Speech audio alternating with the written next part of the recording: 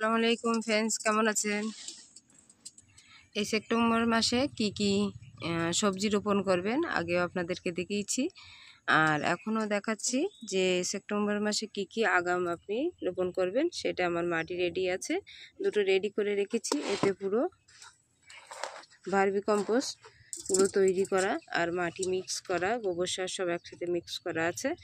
আর এদিকে যে আমি মাচানে শসা করেছিলাম, সেই শসাটা কেটে এখন শুকিয়ে সেটাও আমি রোপণ করব।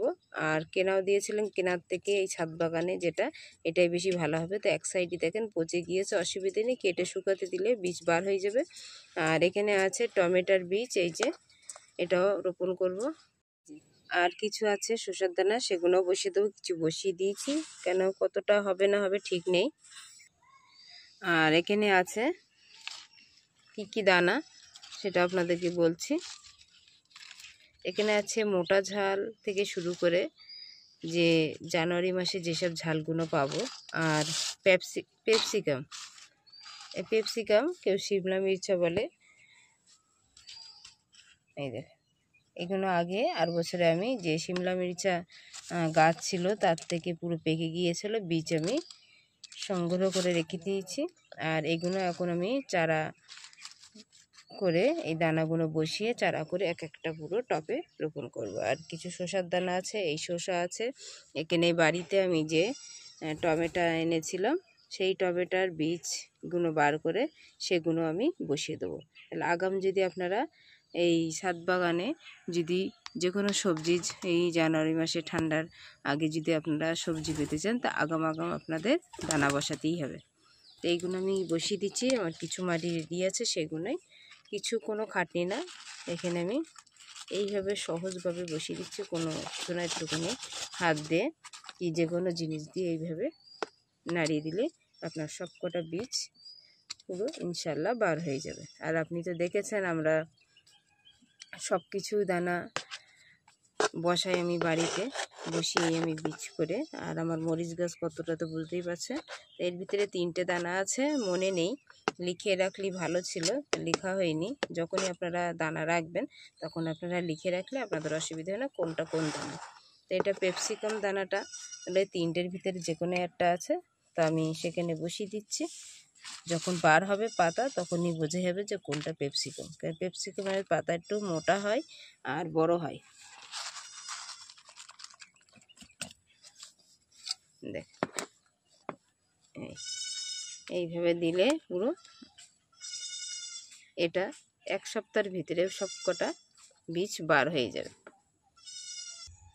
আর এইগুলো, ওই বীজগুলো এর সঙ্গে ঝালের দানার সাথে দিচ্ছি, এর থেকে বার হয়ে গেলে ঝালের দানাও বড় হবে আর টমেটোরও চারা বড় হবে, একসঙ্গে সব কটাই তুলে রোপণ করতে পারবেন।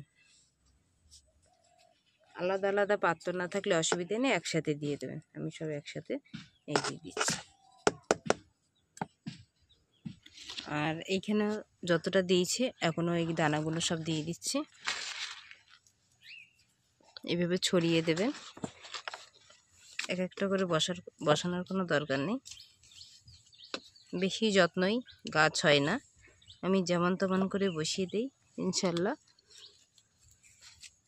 তাই আমার ছাদ বাগানে গাছে পুরো ভরপুর, সব ভর্তি।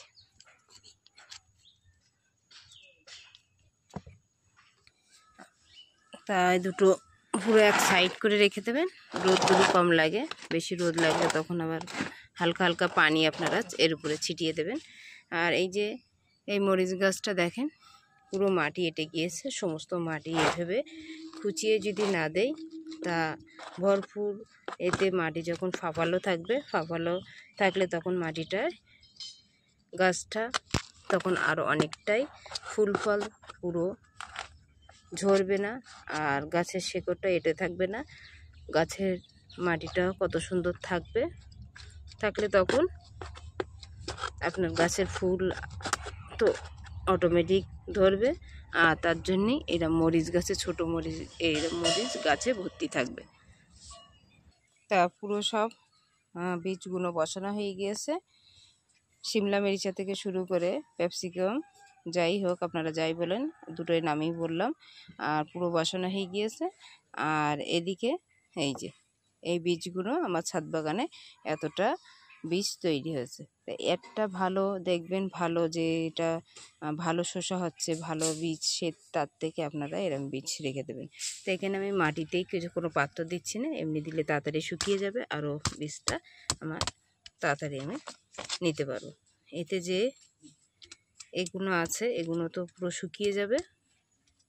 আর এইভাবে নিয়ে আমি আবার পরপর ধাপে ধাপে আমি বসাতে পারবো। এদিকে এই যে ধনেপাতা বসিয়ে দিয়েছি, এতে এখন সমস্ত আগাম আপনি যদি সবজি ছাদ বাগানে আপনার অবশ্যই যদি দরকার মনে করেন, আর যদি না দরকার হয় বাজার থেকে কিনে খেতে পারেন, সেটা আপনার ব্যাপার। তবু আপনাদের যদি ছাদ বাগান থাকে ফেলে রেখেন না, আমার মতন এরম ছাদ বাগানে সবজি লাগাতে থাকেন, তাহলে আমার মতন এরম আমি তো এদিকে সমস্ত সবজি লাগাবো, তা চেষ্টা করছি যে আরও লাগাবো। তা আমার এই মরিচ গাছে এত মরিচ হচ্ছে, মরিচ গাছ কাটতেও ইচ্ছা হচ্ছে না। তা দেখেন একদম কুল গাছের মতন ছেকে আছে পুরো একদম, এই যে। তা আবার নতুন যারা এই মরিচ গাছ পুরো মরিচ শেষ হয়ে যাবে, তার আগে আমি আবার জানুয়ারি মাসের ভিতরেই সমস্ত আবার আমি এই লঙ্কা আবার পেয়ে যাব। এই এদিকে কিছু পেয়ারা গাছটা এইভাবে পুরো দেখেন লেটিয়ে পুরো নিচু করে শুইয়ে দিয়েছি, এর থেকে নতুন শাখা বার হবে, এর থেকেও আমি ফল পাবো, ফুল যার ভর্তি হয়ে যাবে, ফল ইনশাল্লাহ হবে। আর সমস্ত গাছে এদিকে আছে লাল আলু, লাল আলুটা দেখেন কেটে কত সুন্দর বসিয়েছি, পুরো মাচানো দিয়েছি ওদিকে। এদিকে আছে এটা শাক আলু, শাক আলুটা কত সুন্দর হয়েছে। তা সমস্ত সবজি আমি পরপর শীতের আগে সমস্ত সব পেয়ে যাবো ইনশাল্লাহ। আর কিছু কিছু এখনও আছে বসানো, সেগুলো আপনাদের সাথে শেয়ার করব। আর আজকের মতন এইখানেই শেষ করলাম, নেক্সট ভিডিও দেখতে থাকবেন। আর অবশ্যই অবশ্যই যারা নতুন হয়ে আছেন তারা অবশ্যই একটা লাইক, একটা সাবস্ক্রাইব আর পাশে থাকবেন অবশ্যই। আর ইনশাল্লাহ আমিও আপনাদের সব সময় আপনাদের সাথে থাকব, আপনাদের যত ছাদ বাগান আছে তাদের সাথে সবার সাথেই শেয়ার করব। আর আপনারা এই আমার মূলো গাছও বসিয়েছি, সেই মূলো গাছও আপনাদেরকে দেখানো হয়নি, মূলো গাছের বীজ কত সুন্দর বার হয়ে গিয়েছে সব। এই ড্রামে সমস্ত সব এই মূলো গাছের বীজ সব কটাই বার হয়ে গিয়েছে।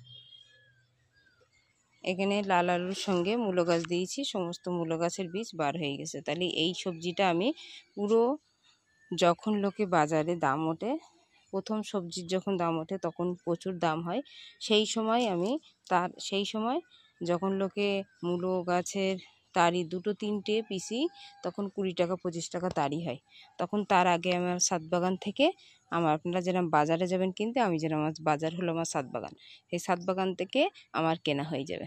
তো বুঝতেই পারছেন, তাহলে আমার মতন যদি লাগাতে থাকেন তাহলে আপনারা অবশ্যই এরকম সবজি আপনার আগাম লাগাতে হবে।